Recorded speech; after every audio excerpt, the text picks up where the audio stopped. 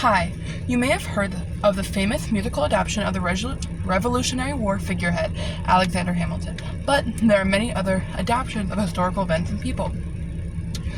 For this speech, I'll be using comparing the real-life newsboy strike of 1899 and the Broadway musical based off of it and its 1996 Disney movie predecessor.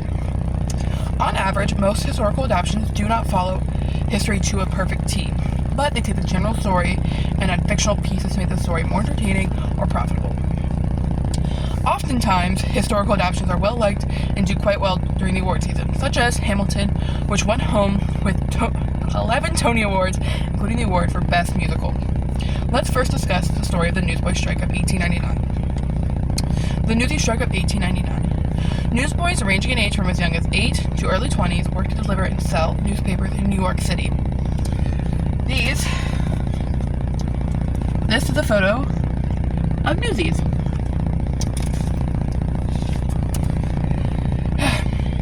Many of these newsboys were working to support their family and needed the job to provide. They would buy newspapers with their own money and had to sell all their papers to make any profit. On July 18, 1899, the newsboys of New York went on strike. The main reason for this strike was due to the increase of paper price, which meant they had to sell more papers to make the same amount of money as before. The strike was led by newsboy union leader Kid Blink, a teenager who was elected president of the union. The newsboys refused to sell any papers from the Evening Journal and the New York World, and soon newsboys in all 5 New York boroughs were officially on strike. The strike sent ripples through the country, leading Newsies in other states to also stand up and strike against their papers.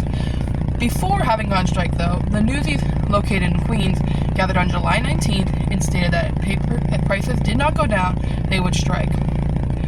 The response, however, from the world's Joseph Pulitzer was, "Go ahead and strike." Several leaders of note in the strike is the face of the strike, 18-year-old Kid Blink, legal name Louis Belletti, who was known for his striking red hair and bum eye; Dave Simmons, Blink's second in command, a Jewish teen boxer; and Brooklyn's Newsy leaders, Racetrack Higgins and Spot Conlon, who was only 14 at the time of the strike. Also during the strike, Kid Blink and Simmons were accused of betraying the union and were forced out of their positions as president and vice president of the union. Another well-known figure at the strike was a young newswoman named Annie Kelly.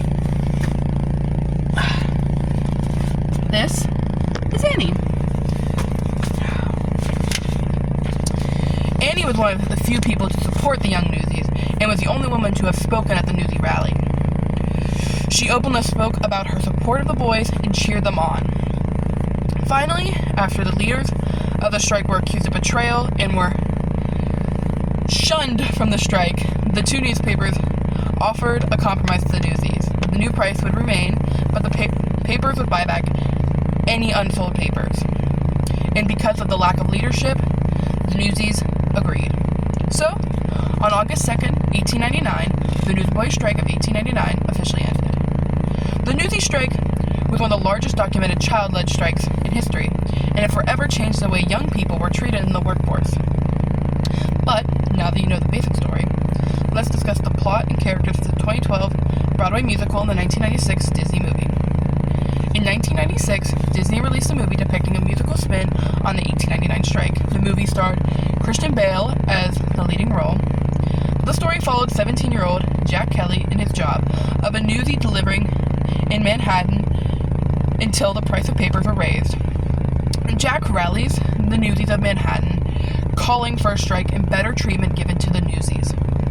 The movie also features several key characters in Newsies, these being David Davy Jacobs, Jack's second in command and a schoolboy turned newsie; Racetrack Higgins, a Manhattan newsie with an affinity for gambling; Spot Conlon, the leader of the Brooklyn Newsies; and now a background character, Kid Blink.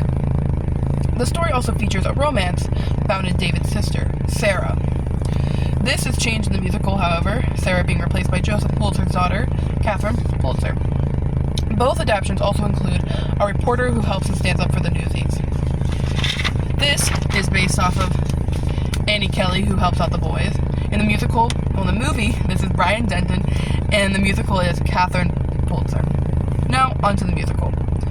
The musical follows much of the same storyline as the movie. Jack Kelly, as he leads the strike, his dream to move out west to Santa Fe, a romance, and much of the same characters make an appearance. Key differences between the movie and musical are the removal of Sarah Jacobs and Brian Denton. Key differences between the movie... Sarah and Denton are both replaced by the addition of Catherine Plummer Pulitzer. And this is a picture from the Broadway show with Catherine.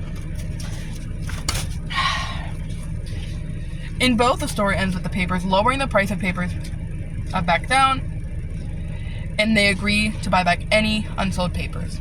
Now, let's compare and contrast history with the adaptations. How does history compare to the adaptations? First, the change in leader. In the movie and the musical, the leader of the strike is 17-year-old Jack Kelly instead of Kid Blink. Jack's name is also probably taken from that of Annie Kelly in the historical strike. Similarly, David is named after Dave Simmons in the strike. Kid Blink exists in both the movie and the musical, but as a background character and not a lead role in the strike. The story of Annie Kelly. In both the musical and the movie, Annie Kelly does not make an appearance. Instead, the two feature original characters to fill the role of the newsperson supporter. Catherine Pulitzer. The musical love interest was named after Joseph Pulitzer's real-life daughter, who passed away at a young age. She was also inspired by young female reporters at the time, who Carl Lindsay, who portrayed the character, said would have supported the cause of the Newsies because women were not also treated fairly at the time, just as the kids. Lack of female Newsies. In the movie, there is a complete lack of girl Newsies. In the stage production, there is only one female part in the Newsboy Union. This completely contrasts history, as historically, young boys and girls sold newspapers all across the city.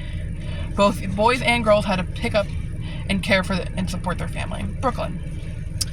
Racetrack Higgins and Spot Conlon are both key characters in the movie and musical, but who they are and their roles have changed.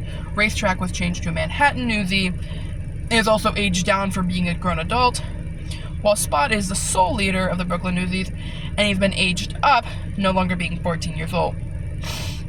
So, let's summarize. Overall, both versions of the story kept quite true to the truth, but left out key parts. This is not uncommon for adaptations to do, to make for a shorter runtime and more entertaining. Also to clean up stories. Historical adaptations make these stories more entertaining, interesting for people to learn about, but it should be noted that they are not always entirely true. Film and musical adaptations make these stories more well-known and accessible for anyone to learn about. But people should not assume these adaptations of the entire story, and if they want to know more, they should research and do their own studies to find out the whole story.